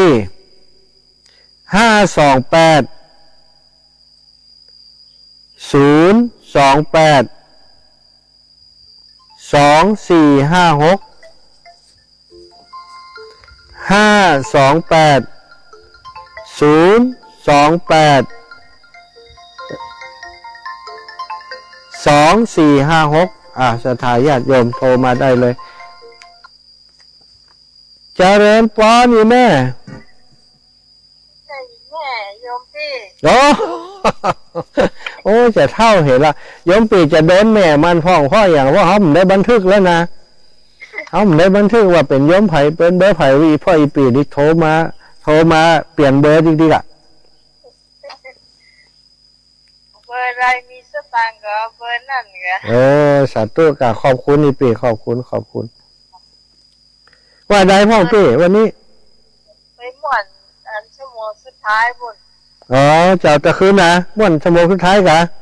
เจ้าดีกะ ชียงใหม่มันฝนตกอย่า สถานญาติโยมนะถ้าจะร่วมหอมเมนก็ฝากที่โยมปีนี้ก็ได้เนอะถามที่โยมปีก็ได้ ฝากได้แล้วเจ้าปี092เจ้า631819นะเจ้านั่นได้ฝากที่โยมปีได้เลยเนาะเจ้าวันนี้เสียงชัดเจนดีโยมปีชัดเจนเจ้าโอ้ดีกาจัดอยู่ในแพร่ในป่าพี่นะยูทูบชัดเจนยูทูบมุ้งคาเพ่ก็มีสบายแล้วอันก็มาเพ่ก็บอกห่วงอย่างแล้วบ่ต้องเอาเน็ตมาด้วยละจัดไปขอบคุณโยมปีนั่งเนอะวันนี้เอาถ้าปัญหามาถามสักหน่อยล่ะง่อมปัญหานะถามอย่างนี้ถามปัญหาสักหน่อยล่ะปัญหาเอาง่ายๆกันแล้วกันเนาะเจ้าลายหัวดีกว่าหัวเดียวอันอย่างลายหัวดีกว่าหัวเดียวแปลงเม้นกะใครตอบใครจะตอบโทรมาตอบเนอะลายหัวดีกว่าหัวเดียวฮะปีหัวเดียวดีกว่าลายหัวก้าฮะเอาสถานญาติโยมใครจะโทรมาแหมโทรมาเนอะถ้าบัดโทรมาจะบอกเบอร์แหมกรรมรหัสบัญชีธนาคารของเมนของงานเมนเผาศพบ้านสันดอนแก้วเนอะตีคณะทำงานเปิดบัญชีไว้สถานพี่น้องเลขที่บัญชี528-028-245-6ถ้าจะตันแล้วก็อีแม่อ่านจ้าเห็นกำเนาะบางเถื่อคนเท่านะ528-028-245-6ธนาคารกรุงไทยเนอะอีปอยอีแม่นะก็เป็นสิ่งที่ถ้าเขาจ่วยเหลือเติมเปิ่นไปบุญกุศลที่เขาจ่วยคนเล็กคนน้อยพี่น้องเจ้าบ้านเปิ่นก็จะได้มีเมนตีเรียบร้อยกว่าเดิมได้ใจได้สอยแล้วก็ประหยัดเชื้อเพลิงแล้วก็เป็นการอนุรักษ์สิ่งแวดล้อมไปในตัวควันไฟอย่างที่มันออกมานี่มันก็จะเผาไหม้ได้ดีบ่สิ้นเชื้อเพลิงนักบ่ทำลายโลกบ่ทำให้โลกร้อนนักกว่านี้ไปแหมซะท่านะก็ช่วยกันเนอะอาตมาเองก็จะช่วยเปิ้นจนเปิ้นแล้วงานพระสัทธาเปิ้นฉลองแล้วจะแล้วได้แล้วการของตัวเก่านี่นะครับปากดูแลเปิ้นก็จะดูแลประชาสัมพันธ์งานให้เปิ้นเนาะบุญกุศลอันนี้ก็ขอแผ่ผายไปให้ศรัทธาญาติโยมทั้งหลายตัวแล้วก็พอสถานีเนอะท่านอาจารย์พระครูสมุวิศวัตวรกิจโจก็เท่ากับว่าท่านพอได้เป็นพอสถานีท่านพระครูได้เป็นผู้อุปถัมภ์การสร้างเมนครั้งนี้ตัวเพราะเขาได้ใช้เวลาของทั้งสถานีอุจาเชิญชวนศรัทธาญาติโยมร่วมบุญร่วมกุศลด้วยกันใครจะตอบปัญหาก็ตอบมานะอย่างอย่างหลายหัวดีกว่าหัวเดียวมันก็กุยยังกับหลายหัวดีกว่าหัวเดียวเนี่ยแต่ความหมายของโยมปีพิสมัยคืออย่างกระเดียวเปิ้นจะเฉลยตั้งตายเนอะโยมแม่แดงดอกตะล่อมโลวันนี้บอกฟังกันกะพี่น้องจากตังโยมแม่แถวแม่โจ้เราได้ยินก็อยากจะฟังเสียงตั้งแม่โจ้ฟังเหรอโยมปนันเติงโยมแม่ตั้งแม่โจ้ตั้งดอยสะเก็ดถ้าใฝ่ฟังอยู่เนอะโทรมาแจ้งผลการรับฟังยังบอกห้อมตั้งเตือก็บอกเป็นยังแจ้งฮือทราบบันไดว่าโอ้เดี๋ยวโทรไปเดี๋ยวตู้ลูกจะว่าอีแม่บอกห้อมตั้งกายนะบอกว่าเนอะบอกว่านะแล้วแต่เจริญปอนโยมแม่สีทรป่าภัยแม่ว่าได้เจ้าฟังอยู่นะเจ้าลายหัวดีกว่าหัวเดียวแบบอย่างนี้แม่แม่ก็เกิดบอกนะเพื่อนช่วยกันแปลงเม้นมีหลายคนดีกว่าคนเดียวกะเนาะถ้าท่านจะมานะแม่จะหอมท่านไปด้วยเนื้อดีกะได้กะแปะไว้ก่อนท่านออกไปก่อนแม่ก็ได้เนื้อเดี๋ยวเขาจะหอมให้แม่ร้อยนะแม่สีท้อนปลาไฟนี่นะแม่น้ำสกุลยังเหรอ จมฟอง แม่สีทอนจมฟองน่ะเดี๋ยวเขาจะหอมให้แม่เลยแม่จำไว้ใส่ซองไว้เลยแม่ที่นี่เขา100จ้าพอเป็นยังท่านมาไม่ได้แม่ก็ฮือมานั่นจำเป็นไม่ไปนะทีนี้นักเขาไปทวงนี่แม่นี่แม่จะลบละแม่ไปอยู่บ้านท่านแบบต้องมาให้ล่ะพอเป็นยังแต่ว่าแม่ไปบวชเนนเนี่ยโอ้บวชที่ไหนแม่บวชวัดประเดือสารปีเพราะว่าหลานแม่บวชว่าโอ้กาดีอนุโมทนาโอ้ได้เป็นในอย่างได้เป็นไม่ยากอะไม่ยากโอ้ยากเนาะสาธุนะขอบคุณแม่หอมมือละเนอะ100 บาทเจ้าขอบคุณเจ้าสาธุเจ้าสาธุอีแม่ไม่เป็นไม่ยากนะไม่ยากยากเนาะเจริญปอนกับไว้สาเจ้าในขุนเล้าฟังอยู่เลยชาตินี้ก็แม่ขุนเล้าก็ได้ยินกะเจ้าชัดเจนจัดดีอ่ะถ้าเป็นที่ทยุนี่มันบ่ได้นะแม่ฟังทั้งโทรศัพท์โทรศัพท์ก็ดีแล้วขอบคุณอีแม่เนอะเจ้าบุญรักษาหาปืนสายตั้งผ่านหาปืนตั้งแต่งานชุบในอุ้ยนั่นมาแม่ฟังทุกวันดีแล้วแต่ว่าเรางานคนที่ได้โทรอย่างขอบคุณนะแม่เนอะเจ้าบุญรักษาเจ้าเฉลยปอนยมพี่เฉลยกะเฉลยว่าวันที่กว่าหัวเดียวคือช่างตัดผมช่างตัดผมกะเขาเรียกว่าคนช่วยกันนักเนี่ยเอาแหมสักปัญหาแล้วม้วนนี้นะแผนหรอ2 คนดีกว่าหลายหัวโรคอะไรถูกที่สุดโรคอะไรถูกที่สุดโรคใครแค่เจ็บนี่นะเอาสถาเกียมตัวเนอะใครตอบได้ตอบมาเจ้ายมปีเดี๋ยวปีเฉลยที่หลังเนอะเจ้าสาธุยมปีสาธุเจริญปอนแม่บัวไหลอีแม่ใครตอบได้ตอบมาเจริญปอนอีแม่เฉลยที่หลังเนอะสาธุแม่บัวไหลลูกครับแล้วอีแม่ต้องเบาวิทยุก่อนไหว้ศาลเจ้าอีแม่ฟังเสียงในวิทยุมันจะส่วนกันอีแม่เบาเสียงก่อนไหว้ศาลเจ้าได้ยินเสียงอีแม่จะดีถ้าอีแม่ตัวเจ้าแล้วอีแม่บ่ได้เจ้าไหว้ศาลเจ้าอีแม่เบาวิทยุก่อนนะอีแม่ถ้ามันเสียงมันก้องหากันวุ่นน่ะเจ้าอีแม่น่ะเจ้าหลังมาไม่จูนใช่เจ้าฟังอยู่นะชัดเจนดีชัดเจนดีเจ้าวันหน้ามาเป็นเจ้าภาพวันหลังคาเมนด้วยกันได้นี่ยังไม่ได้ใจเดียวหน้ากากดีวันนี้กับวันยุทธมยุทธเฉยเป็นยังกะเป็นยังวะบัดได้ก็ได้ไม่ใช่ที่ดอกแม่มาออกบุญดอกออกติ๊กอ่ะดอกออกเป็นบุญนะออกเป็นบุญนะดอกออกเป็นบุญใจอันลูกหมาใจอย่างแม่ใจนี่อันเข้ามาแล้วก่อนเจ้าได้กะโอกาสหน้ามีอยู่บัดได้ก็ได้แม่มันถ้ามันปอกกันกะถ้ามันนี่มันถึงจะนี่นะกะเจ้าเนาะไหว้ศาลเจ้ามาไม่โจ้ชวนกันฟังนักกะ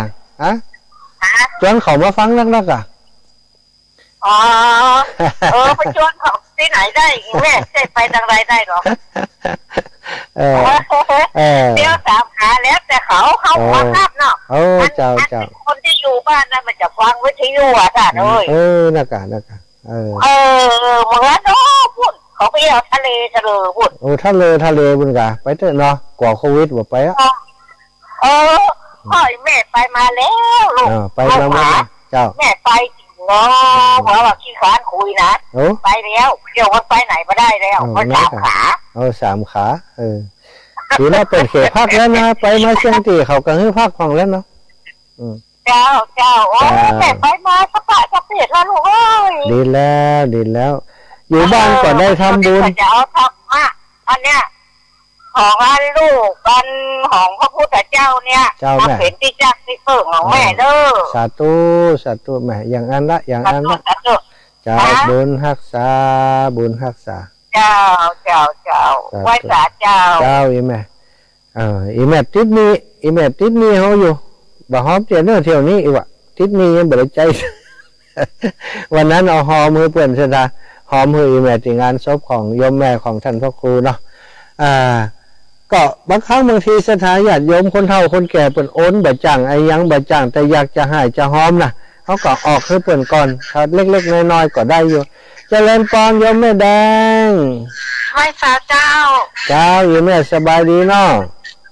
ก็สบายขึ้นมาหน่อยนะเจ้าเสียงชัดเจนดีแม่บ่คือแทบจะจำบ่ฮู้อ่ะเสียงเป็นเสียงปกติแล้วนะเนี่ยจ้าดีใจตัวอีแม่ทุกวันเนาะสวดมนต์ก็อีแม่สวดมนต์ล่ะสวดเจ้าสวดมนต์เข้าใจสวดมนต์มันจะได้อันนี้เนาะแม่เนาะสวดไปเป็นการฝึกอันนี้ไปในตัวบริหารก็ปัญหาน้องใหม่เนอะว่าได้โรคระบาดโรคอะไรอย่างทุกที่สุดเนี่ยโรคระบาดกันทุกประตูยมพี่ถ้าจะแม่นแล้วก็เนาะแล้วก็ไม่แดงมาถามอย่างกะไม่แดงถามกลับถามมาง่ายแล้วปัญหานี้หรอมันมีเจ้ามันจะขึ้นไว้สักคำสาธุเดี๋ยวขึ้นไว้ฟังนะวันหลังนะดูแลตัวเองอีแม่ก็เติงแม่เนอะสาธุเจ้าอีป่อมาแล้วถ้าบัดตักหาก็บัดโทรมานี่นะปัญหานี่นะอันบ้านสันดอนแก้วนี่มันอยู่ตำบลอำเภอเนี่ยตำบลสันดอนแก้วอำเภอแม่ท่าจังหวัดลำปางอีป่อป้อมเคยมาทั้งเพื่อนกันแม่ท่าพุ่นกันป้อมเคยทั้งเพื่อนกันครับปอบเคยไปวัดปงหัวสันนั่นแหละสมัยปี515ไปสอดดิ่งกันหนังสือครับบอกไก่ป่อเลยหันมาแหมน้อยเลยจากปงหัวสันมาเลยออกมาตั้งบ้านแม่ไทยเลยป่อบ้านแม่ไทยปกติก็อันท่านหอมป่อ200ได้กับป่อครับผมเดี๋ยวป่อจะโอนเข้าบัญชีกันครับจ้ะป่อมีหนึ่งบัญชียังป่ออีบ่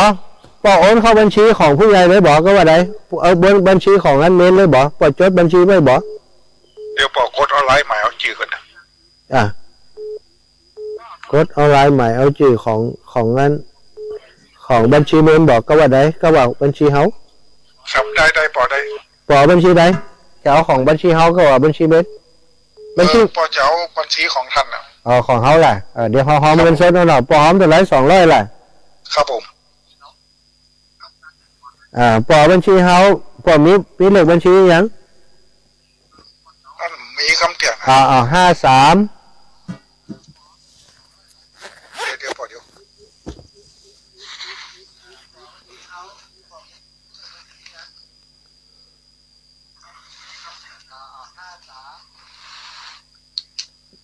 ได้ยังป่อ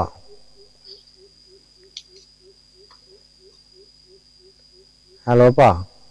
ครับ53เนี่ยก็5363 0954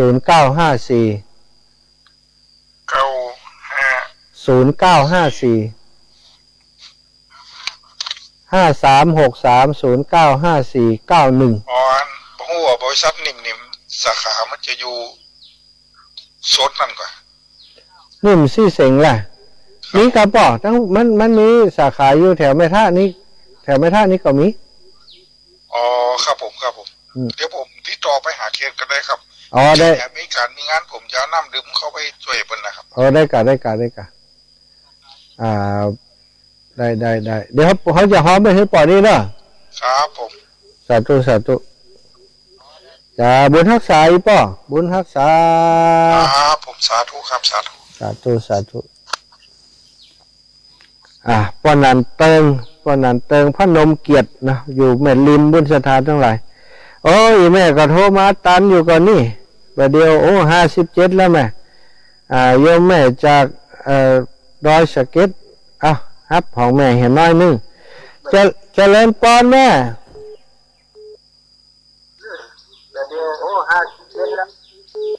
สาธุแม่ แม่ เจ้า แม่ให้หอมแม่อาจารย์พิพัฒน์ทำพื้นนะลุงเนาะ เจ้า แล้ว200อาจารย์พิพัฒน์มันมีเลขนี่นะแม่บัญชีแม่จดไว้ดีแล้วนะ เจ้าแม่หอมแต่ไรสอง ใส่อาจารย์พิพัฒน์คือเนาะ แม่หอม200กะ แต่200นะลูก เจ้าที่โทรหามันก็บัตรจิตมันไม่คงตอบ เป็นอย่างเดี๋ยวหอมมือก่อนเดี๋ยวหอมมือก่อน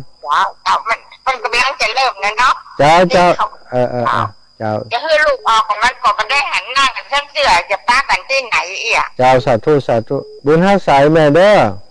เดี๋ยวนี้แม่ลูกจะอยู่พุ่นกัน อยู่เพ่แม่อยู่ป่าเจ้าเพ่อยู่ป่าเจ้าบรรสันดอนแก้วเพ่แม่ นอนท่านอ่ะ นอนเพ่แม่ อยู่ดีไม่ซุกเลยลุงเด้อ สาธุบุญฮักสายแม่ ลูกไม่เย็บเด้อ เจ้าเอาแล้วโยมปีพิสมัยเนาะตะกี้นะถ้าจะแม่นโรคระบาดนั่นนะเนาะโยมปีพยายามติดต่อมาแต่ว่าเขารับสายบัตรตันตอนนี้เวลาหมดเวลาเนาะสถาญาติโยมก็ขอฮือสถาญาติโยมติดตามรับฟังรายการในวันนี้ฮือท่านเจ้าทั้งหลายมีความสุขความเจริญเหมือนกันทุกผู้ทุกคนโยมปีตอบกา แม่นแล้ว แม่นแล้วสาธุปีหมด ละบาท หมดเวลาละครั้งยกสุดท้ายเจ้าขอบคุณอีปีเด้อจ้าหมดเวลาหมดศรัทธาญาติโยมตั้งหลายเปิ้นจะได้เข้าสู่โฆษณาสปอตของตั้งสถานีเนาะวันนี้ก็ขอบคุณทุกท่านจัตตารโอธรรมาวัฏันติอายุวันโนสุขังพระลัง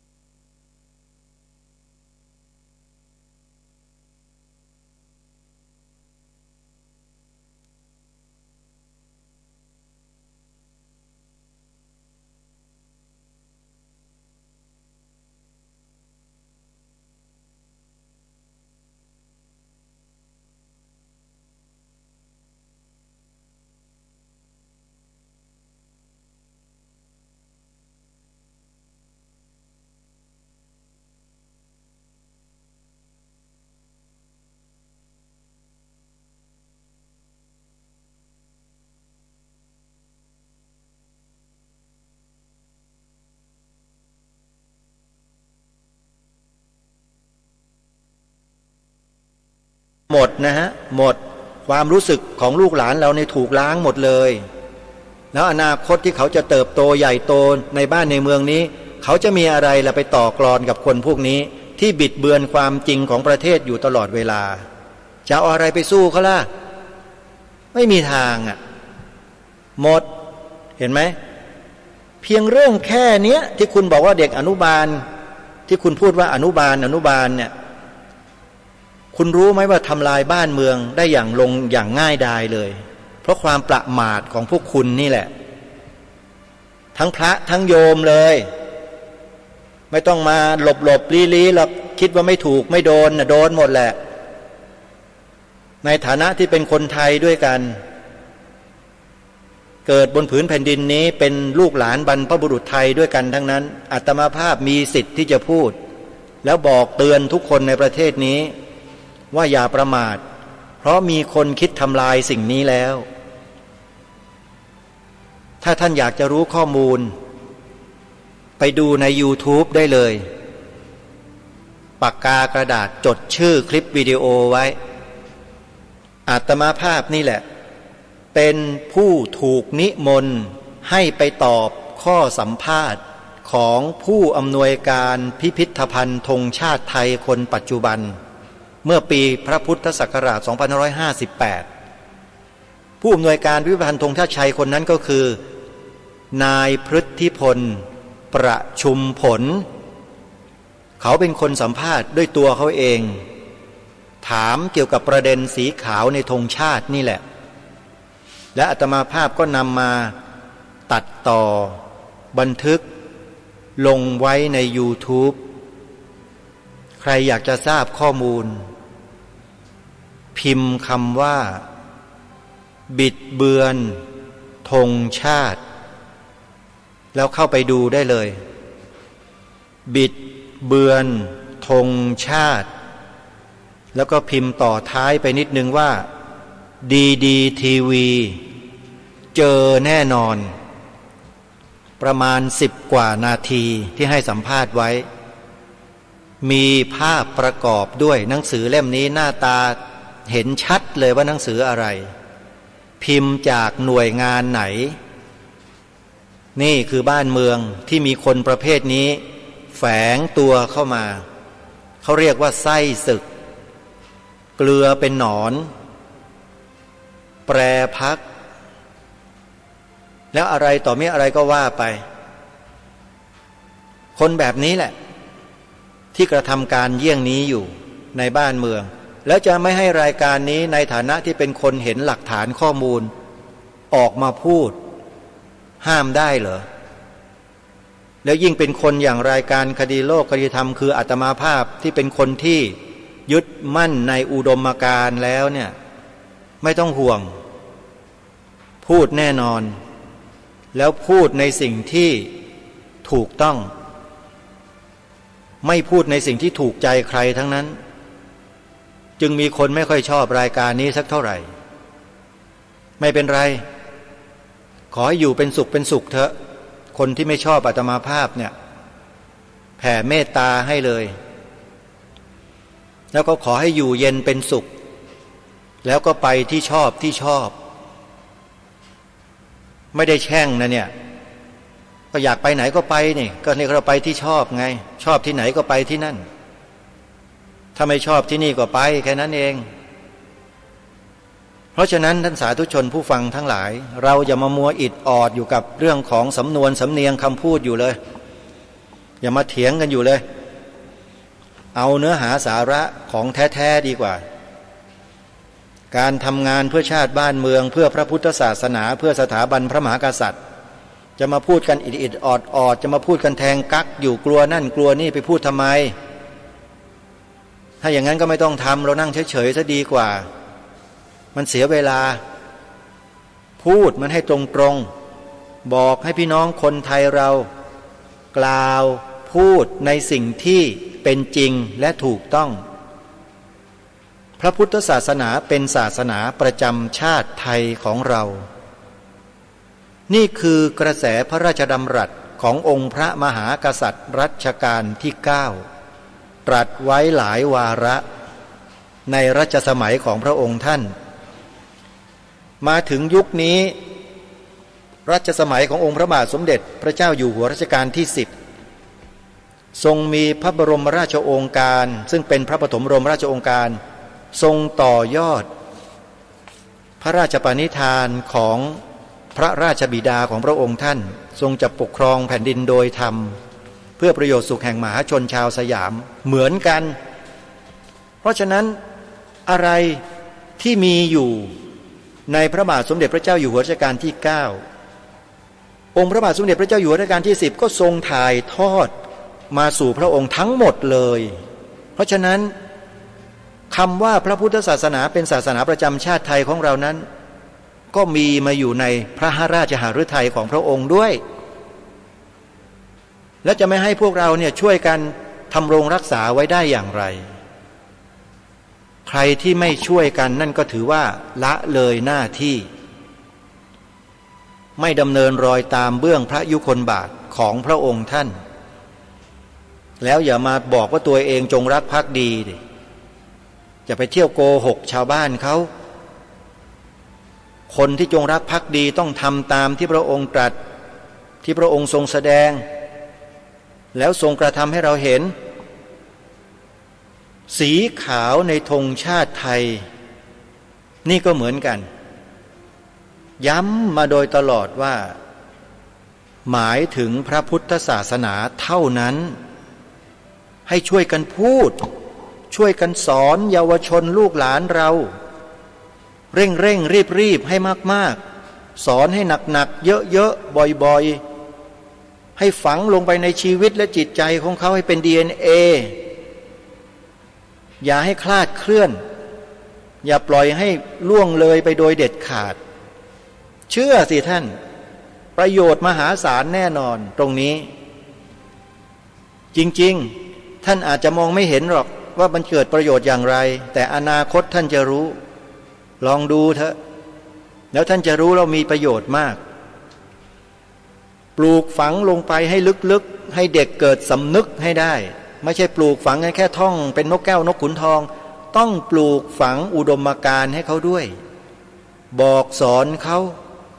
ให้รู้จักประวัติศาสตร์ของบรรพบุรุษของตนเองว่าเสียสละเลือดเนื้อรักษาชาติรักษาบ้านเมืองรักษาพระบวรพุทธศาสนาปกป้องสถาบันพระมหากษัตริย์กันมาอย่างไรให้เขาสำนึกให้ได้ถ้าสอนบอกเขาต้องให้ได้แบบนี้เหมือนกับที่รายการคดีโลกคดีธรรมบอกสอนพวกท่านทั้งหลายอยู่นี่แหละแต่ไม่อาจเอื้อมบอกสอนคนที่รู้กว่าโดยเฉพาะรู้ในเรื่องธงชาติอาตมาไม่สอนไม่บอกเพราะเขารู้แล้วแต่คนที่ไม่รู้อาตมาภาพในฐานะที่เป็นผู้รู้กว่าก็สอนมีสิทธิ์สอนได้ทั้งนั้นแหละสอนคนไม่รู้ฟังให้ดีนะสอนคนที่ไม่รู้พวกเรารู้กันหรือยังความหมายพระราชทานธงไตรรงค์เต็มประโยคเต็มบทที่พระองค์พระราชนิพนธ์เอาไว้มีไว้อย่างไรท่องได้ไหมถ้ายังท่องไม่ได้แปลว่าไม่รู้ใช่ไหมและอาตมาภาพมีสิทธิสอนพวกท่านไหมมีไหมมีเพราะรู้กว่าเนี่ยก็เอาสิ่งที่รู้นะสอนคนที่ไม่รู้ในเรื่องนั้นๆไม่ได้สอนมันทุกเรื่องไม่ใช่นะฮะท่านสาธุชนผู้ฟังทุกท่านนานๆที่จะมากระตุ้นพวกเราแบบนี้สักครั้งหนึ่งเกี่ยวกับเรื่องของสัญลักษณ์อัตลักษณ์เอกลักษณ์ของความเป็นชาติไทยเพราะขณะนี้มีคนกลุ่มหนึ่งกลุ่มเล็กๆพยายามที่จะสร้างอัตลักษณ์ของตนเองให้เกิดขึ้นแล้วจะสร้างขยายออกไปให้กลายเป็นอัตลักษณ์ของประเทศชาติบ้านเมืองซึ่งมันไม่ควรอย่างยิ่งเลยแม้คิดเขาก็ผิดแล้วพูดง่ายๆว่าจะครอบครองประเทศนี้ครอบงำทางความคิดของคนในสังคมทำทุกอย่างถึงบอกไงว่าสิ่งที่มันเกิดขึ้นเหล่านี้เนี่ยมันมีเกลือเป็นหนอนมันมีไส้ศึกถ้ามันไม่มีไส้ศึกไม่มีเกลือเป็นหนอนสิ่งเหล่านี้เกิดขึ้นไม่ได้ในบ้านเมือง นี่คือผลไงที่มันส่องให้เห็นเหตุ แล้วเรารู้เหตุแล้วเราก็ต้องแก้ที่เหตุดิเหตุคืออะไรเขาพยายามทำลายอัตลักษณ์เอกลักษณ์ของความเป็นไทยของเราเราก็ยิ่งสร้างเอกลักษณ์อัตลักษณ์ของความเป็นไทยขึ้นมาเห็นไหมแค่นี้เองสิ่งที่ทางรายการเสนอให้เราทำ3 ข้อนี่แหละคือการนำเอาอัตลักษณ์เอกลักษณ์สัญลักษณ์ของประเทศชาติกลับคืนมาด้วยสำนึกของความเป็นลูกหลานคนไทยของเราด้วยกันไม่ต้องไปใช้เงินใช้ทองอะไรเลยใช้จิตสำนึกตัวเดียวสภาพุทธบริษัทภาคประชาสังคมจิตอาสาที่อาตมาภาพตั้งขึ้นมาและให้ทุกคนมาขึ้นทะเบียนเขียนใบสมัครประยานตนเป็นพุทธมามกะตลอดชีวิตก็เพื่อสิ่งนี้แหละเพื่อจิตสำนึกให้ทุกคนสร้างจิตสำนึกขึ้นมามันเป็นสมบัติอันล้ำค่ายิ่งกว่าเงินทองมีเป็นสมบัติอันล้ำค่ายิ่งกว่าทรัพย์สมบัติทั้งหลายทั้งปวงเป็นสมบัติอันล้ำค่ายิ่งกว่าสิ่งใดๆลาภยศสรรเสริญสุขทั้งหลายทั้งปวงด้วยจิตสำนึกเนี่ยถ้าคนเราไม่มีจิตสำนึกแล้วมันจะทำประโยชน์เพื่อส่วนรวมเพื่อประเทศชาติบ้านเมืองได้ที่ไหนเล่าก็มันเห็นแก่ตัวกันอยู่อะใช่ไหมคนเห็นแก่ตัวมันมีจิตสำนึกไหมล่ะยากมันเป็นไปไม่ได้อะก็มีแต่อะไรนะเขาเรียกว่าดีแต่พูดคนประเภทนั้นน่ะดีแต่พูดเคยได้ยินคำนี้ไหมมีคนเขาว่ากันน่ะนั่นแหละประเภทเดียวกันเลยดีแต่พูดแล้วสุดท้ายเป็นไงเสื่อมเป็นไงโยมคนดีแต่พูดเสื่อมไหมประชาชนเขาสนใจไหมประชาชนเขาสนับสนุนไหมประชาชนเขาเลือกไหมไม่สนับสนุนไม่สนไม่เลือกอย่างนี้เขาเรียกว่าอะไรเสื่อมเพราะอะไรดีแต่พูดไม่ทำรายการคดีโลกคดีธรรมมาชวนให้พวกเราได้ทำหน้าที่3 ข้อนี่คือหน้าที่ของพวกเราคนไทยทุกคนข้อ 1พูดคำนี้แล้วสอนให้ลูกหลานเราพูดให้ได้พูดให้เป็นอาจินพูดแบบไม่ต้องดูตำรับตำราไม่ต้องดูตัวหนังสือให้ทุกคนหายใจเข้าออกเป็นคำนี้เลย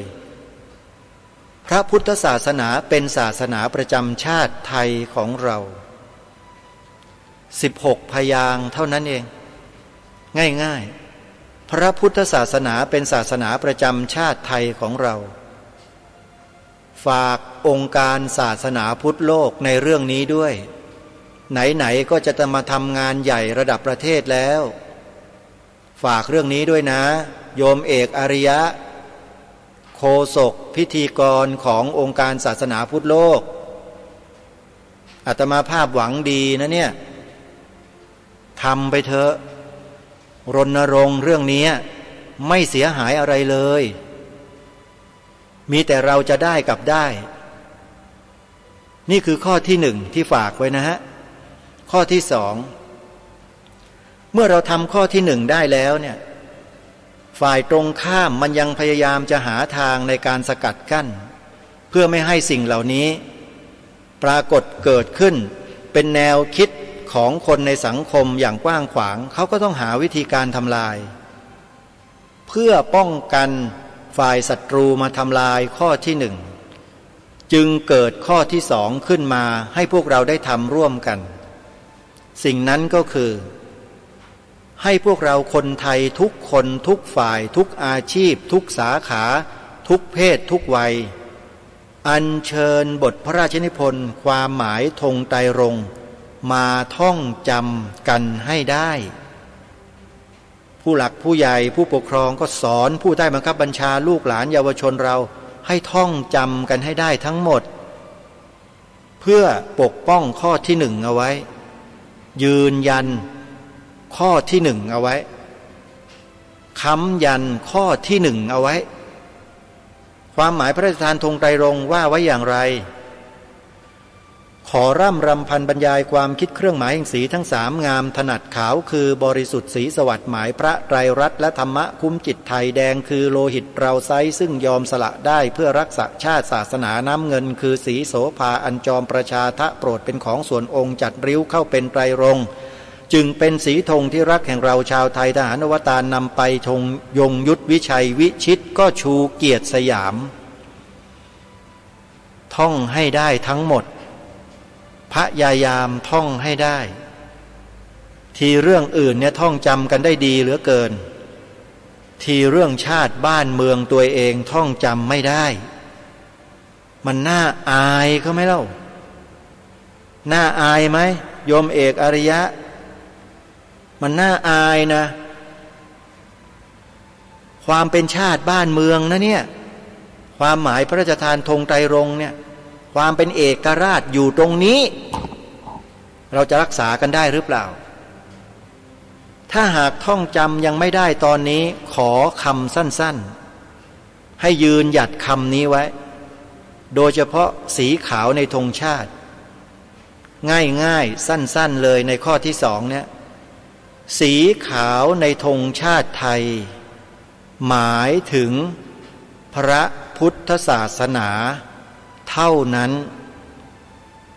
ตรงนี้อาตมาภาพกล้ายืนยันกับคนที่ต่อล้อต่อเถียงคัดค้านต่อต้านเดี๋ยวอาตมาภาพยันเองลองดูได้เดี๋ยวจะยันให้ดูแต่อย่ามาเอาสีข้างเข้าถูนะเดี๋ยวถลอกหมดจะเป็นบาดทะยักเน่าตายทั้งตัว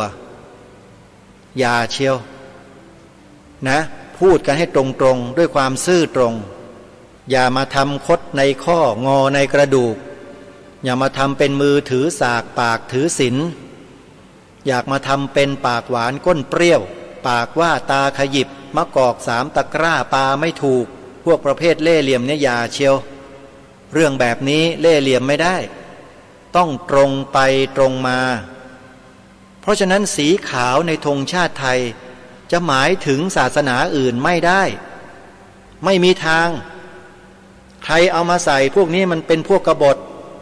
ต่อแผ่นดินนี้เป็นไส้ศึกเป็นพวกเกลือเป็นหนอนสีขาวในธงชาติหมายถึงพระพุทธศาสนาเท่านั้นบทพระราชนิพนธ์ความหมายธงไตรรงค์ในข้อสีขาวเนี่ยทรงยืนยันไว้เช่นนั้นก็ลองท่องดูสิแล้วก็ตีความหมายดูให้ดีว่าประโยคไหนเป็นประโยคประธานประโยคไหนเป็นประโยครองลองดู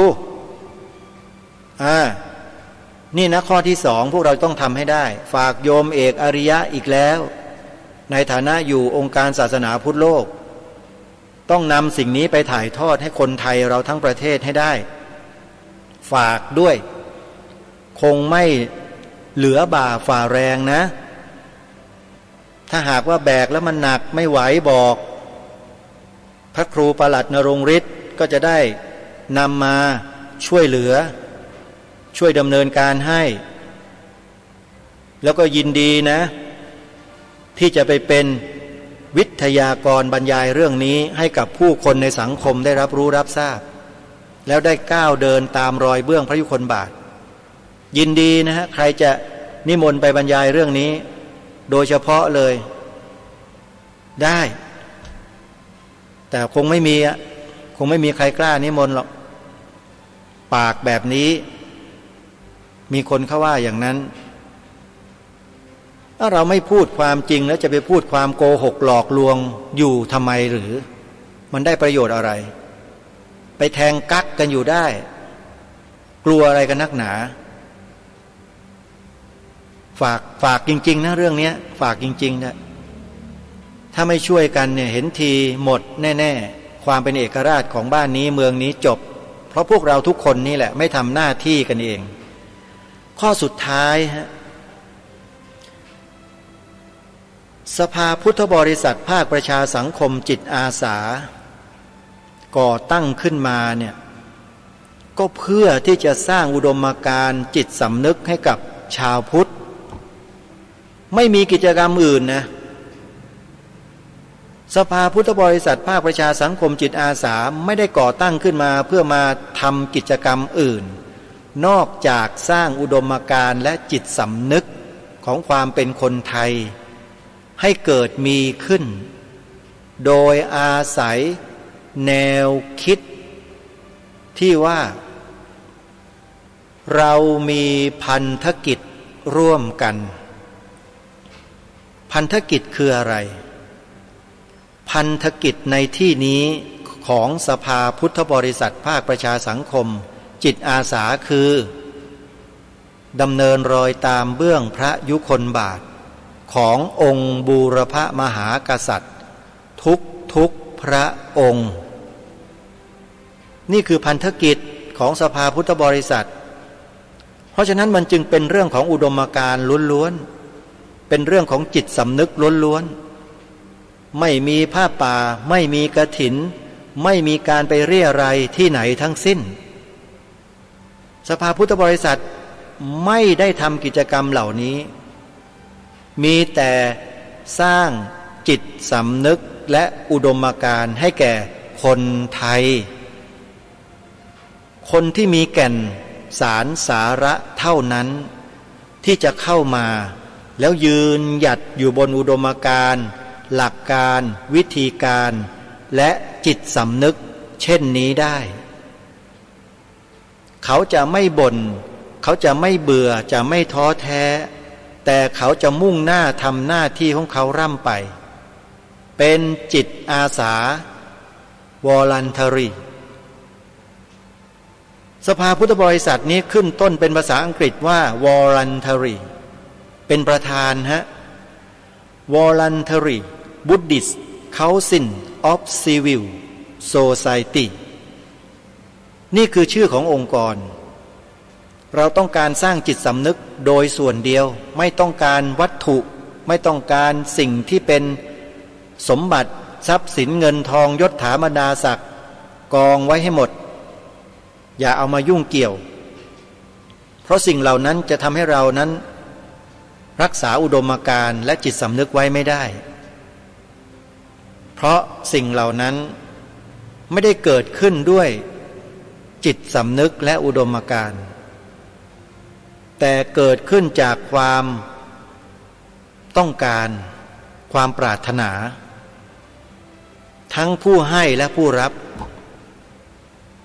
แต่เราไม่ได้ต้องการสิ่งเหล่านั้นเพราะสิ่งเหล่านั้นคือสิ่งที่รองลงไปแต่สิ่งที่เป็นหลักแท้ๆคืออุดมการณ์และจิตสำนึกของความเป็นคนไทยรายการคดีโลกคดีธรรมมุ่งเน้นให้พวกเราเนี่ยมีตรงนี้ไม่ได้เน้นให้พวกเรามีอย่างอื่นถ้าเราเสียสละไม่ได้ก็อย่าหวังว่าจะได้อะไรที่เราไม่ได้เสียสละเพราะเราสละไม่ได้เราจึงไม่ได้อะไรแต่ถ้าเราสละได้เสียสละได้เราจะได้สิ่งนั้นๆนี่เป็นลอญิกง่ายๆและเป็นหลักสัจธรรมด้วยทำกรรมใดก็ย่อมได้กรรมนั้นเป็นผลเขาเรียกว่าวิบากทำกรรมดี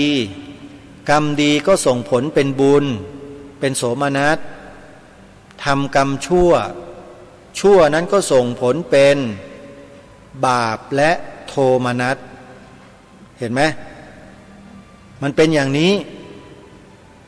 เพราะนั้นสิ่งที่ปรารภและพูดมาทั้งหมดเนี่ยไม่เกินเลยหลักธรรมของพระพุทธเจ้าไปเลยเพราะอะไรเป็นไปเพื่อทำรงรักษาไว้ซึ่งพระพุทธศาสนา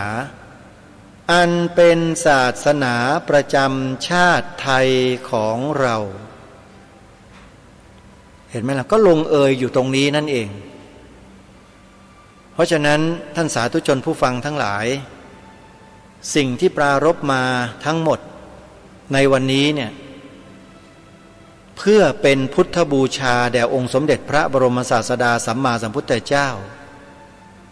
ถึงคราว วันวิสาขบูชาที่ผ่านมาเมื่อวานนี้ อาตมาภาพไม่ได้หยิบยกมาปรารภไม่ใช่ลืมหรอกเพราะไม่พูดเองแต่จะดูซิว่าประเทศนี้เนี่ยผู้นำประเทศทั้งหลายผู้นำหน่วยงานราชการทั้งหลายกระทรวงทบวงกรมทั้งหลายกองทัพทั้งหลายเนี่ยเห็นความสำคัญของวันวิสาขบูชาหรือไม่อาตมาภาพนิ่งดูตรงนี้อยู่ปรากฏว่าอย่างที่เราทราบเราเห็นนั่นแหละหน่วยงานราชการทุกวันนี้ตั้งแต่ที่ทำการผู้ใหญ่บ้านที่ทำการกำนันที่ว่าการอำเภอสำนักงานอบต.จวนผู้ว่าราชการจังหวัด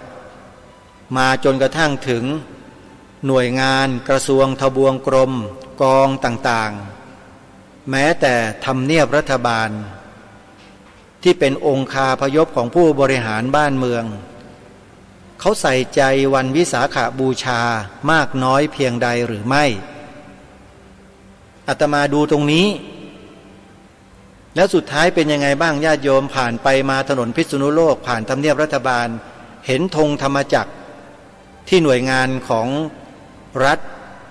เป็นต้นเรื่องของการออกประกาศในราชกิจจานุเบกษาให้มีการชักธงชาติไทย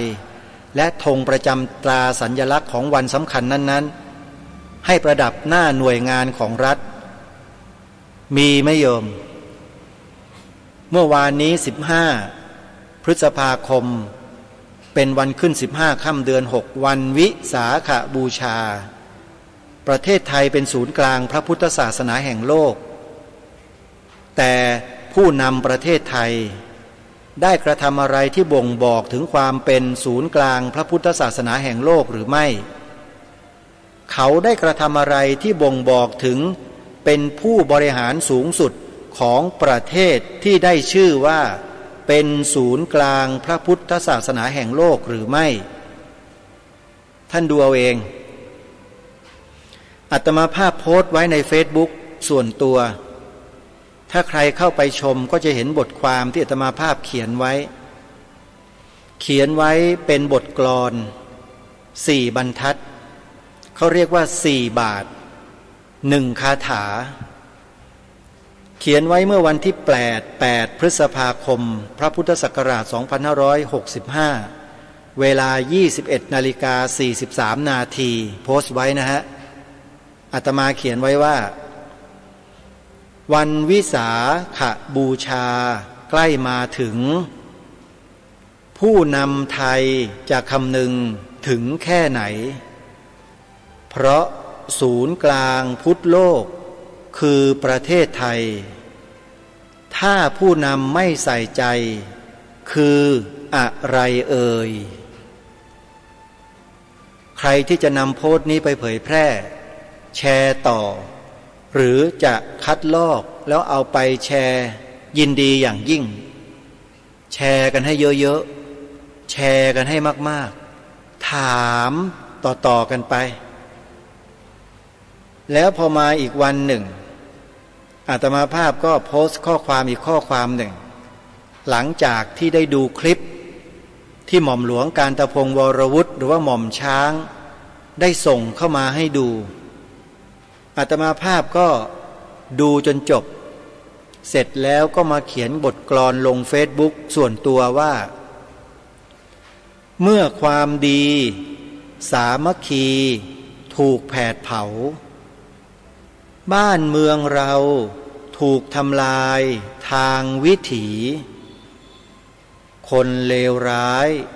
มุ่งทำลายแต่คนดีพวกพูดผีขี่บัลลังก์พังแผ่นดินจริงเท็จอย่างไร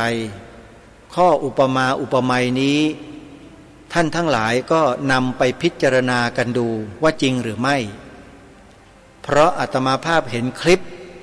ที่ท่านหม่อมหลวงกาญจพงศ์วรวุฒิหรือหม่อมช้างส่งมาให้ดูแล้วเนี่ยก็เขียนกลอนออกมาได้แบบเนี้ยแบบนี้เลยแล้วมันเป็นอย่างนี้จริงๆด้วยทีนี้พ พวกเราเองที่เป็นพุทธบริษัททั้งหลายทั้งฝ่ายบรรพชิตและคฤหัสถ์เราจะมานั่งนิ่งเฉยๆทำเป็นทองไม่รู้ร้อนปล่อยให้ประเทศชาติบ้านเมืองนี้มันพังทลายสลายลงไปด้วยพฤติกรรมของคนเหล่านี้โดยที่เราไม่ทำอะไรกันเช่นนั้นหรือเราจะช่วยกันช่วยทำอะไรกับคนพวกนั้นเราทำไม่ได้อาตมาไม่เคยบอกให้ญาติโยมไปจับคนพวกนั้นที่ทำความผิดไม่ใช่แต่บอกให้พวกเราทำในสิ่งที่เราทำได้แล้วมันจะส่งผลกระเทือนไปถึงคนพวกนั้นเนี่ย3 ข้อที่กล่าวไปเมื่อสักครู่เนี้ยลองทำสิมันกระเทือนหมดเลยอะไรและใครที่กระเทือนก็คนที่มันไม่หวังดีต่อประเทศของเรานั่นแหละกระเทือนหมดลองดูสิฮะ3 ข้อลองดูนะฮะลองพิจารณาดูก่อนให้ดีๆก็ได้ว่ามันจะกระเทือนไหมนะขอฝากไว้ท่านผู้ฟังช่วงท้ายรายการวันนี้จริงๆแล้วได้ตั้งเทปธรรมบรรยายหรือพระธรรมเทศนาของพระมหาอุเทนปัญญาปริทัศน์ไว้อีกตอนหนึ่งพอดีพูดไปพูดมาก็เวลาหมดโยมพูดเรื่องนี้ทีไรแล้วมันก็หมดเวลาทุกทีทำไมมันเร็วเหลือเกินน่าจะต่ออีกสักชั่วโมงหนึ่งนะท่านพระครูสมุวิสุวัตรครับตามกติกานะโยมนะเวลาหมดเวลาไว้พบกันใหม่ในวันพรุ่งนี้ขอความสุขสวัสดีในธรรมแห่งองค์สมเด็จพระบรมศาสดาสัมมาสัมพุทธเจ้าจงปรากฏเกิดมีขึ้นในจิตใจของท่านผู้ฟังทุกท่านทุกคนเทินขอเจริญพร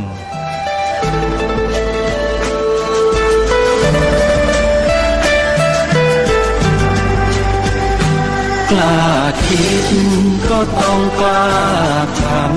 ำอย่ากลัวถ้าทำความดีเป็นศึกษาปัญหาให้ทันท่วงทีเมืองไทยจะพัฒนากว่านี้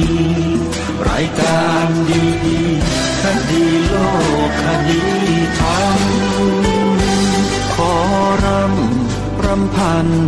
บรรยายความคิดเครื่องหมายแห่งสีทั้ง3งามถนัดขาวคือบริสุทธิ์สีสวัสดิ์หมายพระไตรรัตน์และธรรมะคุ้มจิตไทยแดงคือโลหิตเราใสซึ่งยอมสละได้เพื่อรักษาชาติศาสนาน้ำเงินคือสีโสภาอันจอมประชาพระโปรดเป็นของส่วนองค์จับริ้วเข้าเป็นไตรรงค์ยิ่งเป็นสีธงที่รักแห่งเราชาวไทยทหารอวตารนำไปยงยุทธวิชัยวิชิตก็ชูเกียรติสยามประเทศไทยที่เจริญมั่นคงมาได้จนถึงทุกวันนี้มิได้เกิดขึ้นจากความหวาดกลัวอย่างคลาดเขลาแต่บรรพบุรุษไทยของเราทุกยุคทุกสมัยล้วนแต่มีความกล้าหาญและชาญฉลาดปกป้องเอกราชสร้างชาติให้เกิดความมั่นคงโดยมีธงแห่งพระไตรรัตน์เป็นเครื่องนำชัยจึงเป็นที่มาที่ไปของรายการคดีโลกคดีธรรมกล้าคิดก็ต้องกล้าทำอย่ากลัวถ้าทำความดีเป็นศึกษาปัญหาให้ทันท่วงทีเมืองไทยจะพัฒนากว่านี้รายการดีๆคดีโลกคดีธรรมรายการดีๆคดีโลกคดีธรรม